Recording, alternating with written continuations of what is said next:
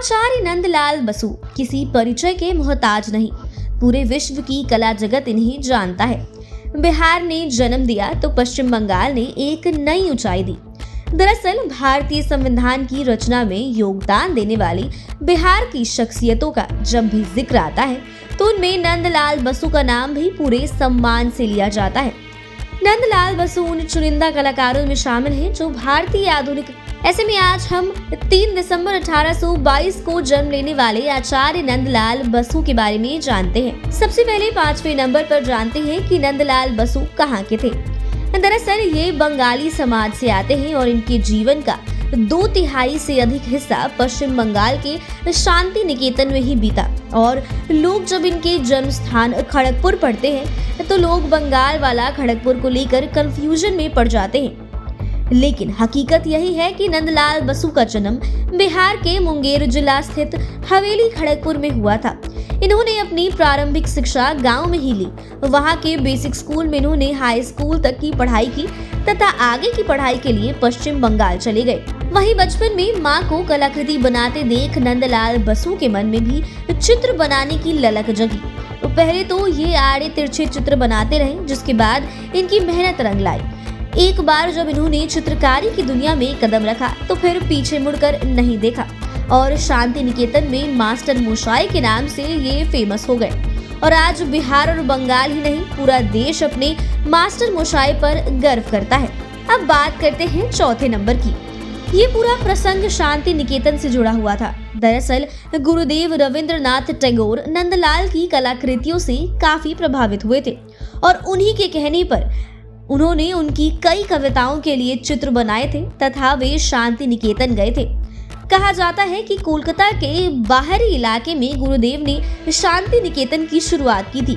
तब नंदलाल बसु 1922 में शांति निकेतन स्थित कला भवन के पहले प्रिंसिपल बनाए गए थे। शांति निकेतन में ही उनकी मुलाकात महात्मा गांधी से हुई थी। उन्होंने महात्मा गांधी के दांडी मार्च को दर्शाते हुए श्वेत श्याम कलाकृति बनाई, जो बापू पर बनाई गई अब तक की सर्वश्रेष्ठ कलाकृतियों में से एक है।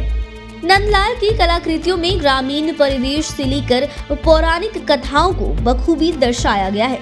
आंचलिक सरोकर से लेकर धार्मिक चित्र तो उन्होंने खूब बनाए।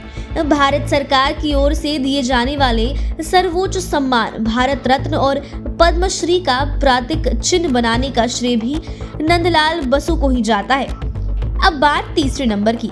वैसे तो नंदलाल बसु विशुद्ध रूप से कलाकार थे और कला ही उनकी पूंजी थी, लेकिन अनजाने में उनकी कूची सियासी गलियारे में भी दौड़ने लगी। बापू से लेकर नेहरू तक उनकी कूची के दीवाने थे, उनकी सादगी के कायल थे। वहीं प्रधानमंत्री नरेंद्र मोदी भी अपने रेडियो कार्यक्रम मन की बात में नंदलाल बसु की प्रशंसा कर चुके हैं। बापू के कहने पर एक से एक चित्र ही नहीं बनाए बल्कि मंच सज्जा भी किए। साथ ही चित्रों के माध्यम से अंग्रेजों के खिलाफ बौद्धिक लड़ाई भी इन्होंने लड़ी। नंदलाल बसु ने राष्ट्रपिता महात्मा गांधी के दांडी मार्च का जो चित्र उकेरा उसकी कोई जोड़ नहीं। 1930 में 12 अप्रैल को बापू जी के नाम से बने इस चित्र ने चित्रकारी की ही दुनिया में नहीं बल्कि सियासी गलियारी में भी हलचल मचा दिया। बापू वाली ये पेंटिंग लोकसभा से लेकर विधानसभा तक में नंदलाल की उपस्थिति का एहसास करा रही है। खास बात कि इस चित्र में केवल 2 रंगों ब्लैक एंड व्हाइट का इस्तेमाल किया गया, लेकिन इसमें जीवन के सारे रंग दिखते हैं। दूसरे नंबर पर बात करते हैं संविधान सभा से जुड़े प्रसंग की। दरअसल नंदलाल बसु की पंडित जवाहरलाल नेहरू से शांति निकेतन में जब मुलाकात हुई तब उन्हें भी पता नहीं था कि उनके कंधे पर संविधान की मूल प्रति पर चित्र बनाने की जिम्मेवारी आने वाली है। लेकिन जब उन्हें जिम्मेवारी मिली तो नंदलाल बसु पीछे नहीं हटे, जिम्मेवारी को चुनौती के रूप में लिया। पूरे संविधान सभा के लिए नंदलाल को 22 चित्र बनाने की जिम्मेवारी मिली और इसे बनाने में 4 साल लगे। बता दें कि संविधान के 22 भाग हैं और पृष्ठों की संख्या 221 है। हर पृष्ठ पूर्ण दस्तावेज है और हर पृष्ठ पर चित्र बनाना कोई आसान काम नहीं है। लेकिन नंदलाल बसु ने संविधान के सभी 22 भागों पर उसे संबंधित चित्र बनाकर अपनी कला ही नहीं राजनैतिक ज्ञान का भी परिचय दिया। खास बात कि उन्होंने संविधान के हर भाग में 8 बाई 13 इंच के चित्र बनाए और इसके लिए उन्हें मेहनताना में 21,000 रुपए दिए गए थे। अब बात पहले नंबर की।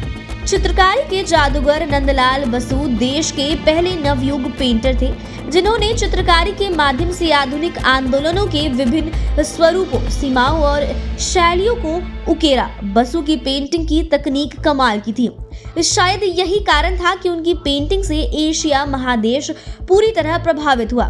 नंदलाल बसु की पेंटिंग और चित्रों से यूरोप के चित्रकार भी प्रभावित हुए और कईयों ने उनकी तकनीक को अपनाने का सार्थक प्रयास किया। नंदलाल बसु न केवल चित्रकला और शिल्प के मर्मज्ञ थे, वो एक अच्छे और सुलझे हुए लेखक भी थे। उनकी इन्हीं गुणों को देखते हुए भारत सरकार ने 1954 में पद्म विभूषण से नवाजा था। उनकी पुस्तकें रूपावली, शिल्पकला और शिल्प चर्चा पढ़कर आज भी कला के क्षेत्र लाभान्वित हो रहे हैं। इतना ही नहीं, उन पर डाक टिकट भी जारी किया गया था।